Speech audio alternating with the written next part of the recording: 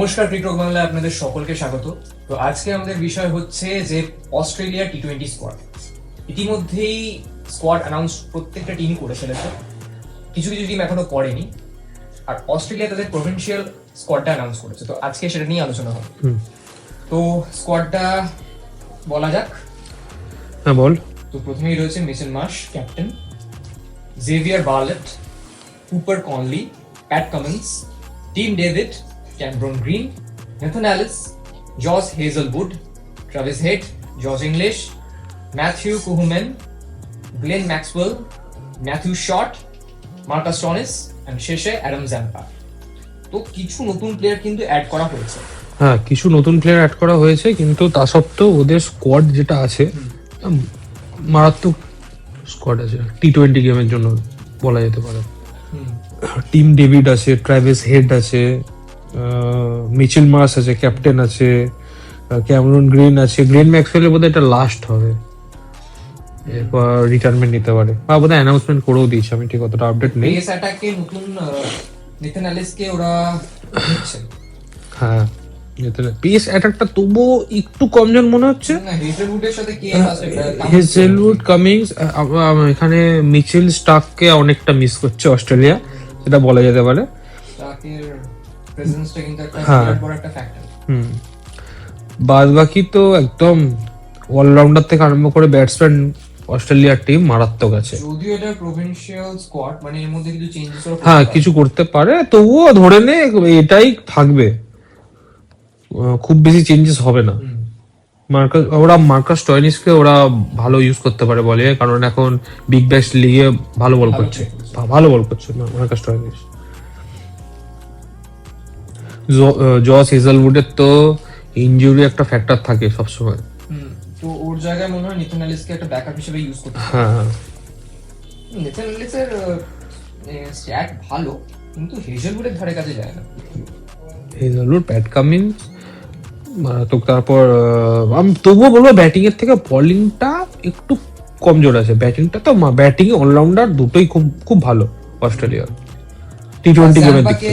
তো মানে স্পিনার জন্য ইউজ করবে, তো স্পিনার হিসেবে মানে কাকে দেখতে চাস, মানে কাকে ইউজ করবে? ইন্ডিয়াতে যেহেতু খেলা হচ্ছে, জ্যাম্পা তো থাকবেই একদম, তো ধরে নে জ্যাম্পা তো থাকছেই। আর কে থাকতে পারে? দুটো স্পিনার কম নিয়েছে। কম, হ্যাঁ স্পিনার অবশ্য ম্যাক্সওয়েলকে তো ইউজ করতে পারে, ম্যাক্সওয়েলকে করতে পারে। Maxwell is not a professional spinner, মানে ও অলরাউন্ডার, একদম প্রফেশনাল স্পিনার তো নয়।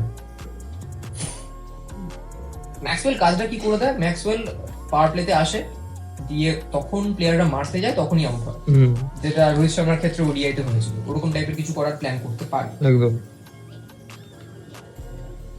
তবে হ্যাঁ, পেস অ্যাটাকের দিক দিয়ে কিন্তু অস্ট্রেলিয়ার স্কোয়াড মানে অনেক স্ট্রং, ইন্ডিয়ার থেকেও মনে হয় স্ট্রং, একদম স্ট্রং আছে। তো স্কোয়াড দেখে কি অ্যানালিসিস করা যায় যে 7ই ফেব্রুয়ারি থেকে শুরু হচ্ছে বিশ্বকাপ, খেলবে টোটাল 20খানা টিম। মানে আগে এরকম কিন্তু আইসিসি এরকম বড় ইভেন্ট করেনি 20খানা টিম নিয়ে। তো এবারে কি মনে হচ্ছে কারা কারা সেমিফাইনালে যেতে পারে? হ্যাঁ, ওটা তো আপাতত ইন্ডিয়ার স্কোয়াড নিয়ে আমরা কথা বলেছি, অস্ট্রেলিয়ার স্কোয়াড নিয়ে কথা বললাম, দুটো হয়েছে। বাকি ভিডিও আমরা পরে বলতে থাকবো এক একটা টিমে এক একটা স্কোয়াড নিয়ে। তবে আমার ওভারঅল একটা আমরা দেখে নিয়েছিলাম স্কোয়াড, সেখানে যেটা মনে হচ্ছে যে দুটো স্কোয়াড নিয়ে আমরা আলোচনা করলাম, ওরাই ফাইনাল খেলার চান্স আছে। ওরা খেললে ফাইনালি খেলবে একদম সোজা, কারণ গ্রুপে বোধহয় ইন্ডিয়ার গ্রুপে অস্ট্রেলিয়ার নেই ফার্স্টে, সেকেন্ড স্টেজে থাকবে, মানে সেকেন্ড যে গ্রুপটা হবে দুটো গ্রুপে খেলো, মানে 4টে গ্রুপ বোধহয় করছে। হ্যাঁ না মানে একটা স্টেজ, একটা গ্রুপ স্টেজ হচ্ছে, একটা গ্রুপ স্টেজ তো হয়ে যাচ্ছে, তারপর আরেকটা হবে, দুটো গ্রুপ হবে এবারে। তো সেকেন্ডটাই যেরকম হবে সেখানে বোধহয় ইন্ডিয়া অস্ট্রেলিয়া থাকবে, সেই ফাইনালে তো আসবে না ইন্ডিয়ার সাথে অস্ট্রেলিয়া, দেখা হলে সোজা ফাইনালে হবে। তো আমরা এরকম ভাবে এক এক করে ভিডিও আমরা করতে থাকবো, এক একটা করে স্কোয়াড নিয়ে। 5খানা টিমকে দিয়েছে, USA, Namibia, Netherlands and Pakistan. পাকিস্তানের স্কোয়াড এখনো অ্যানাউন্স করেনি। পাকিস্তানে করেনি এখনো? না, এখনো করেনি। বাকি ওয়েস্ট ইন্ডিজও করেনি। আচ্ছা, বাকি সবাই মোটামুটি করে ফেলেছে। হ্যাঁ, প্রায় সব টিমই করে ফেলেছে। ইউএসএও করেনি। হ্যাঁ, ইউএসএ করেনি এখনো। আচ্ছা।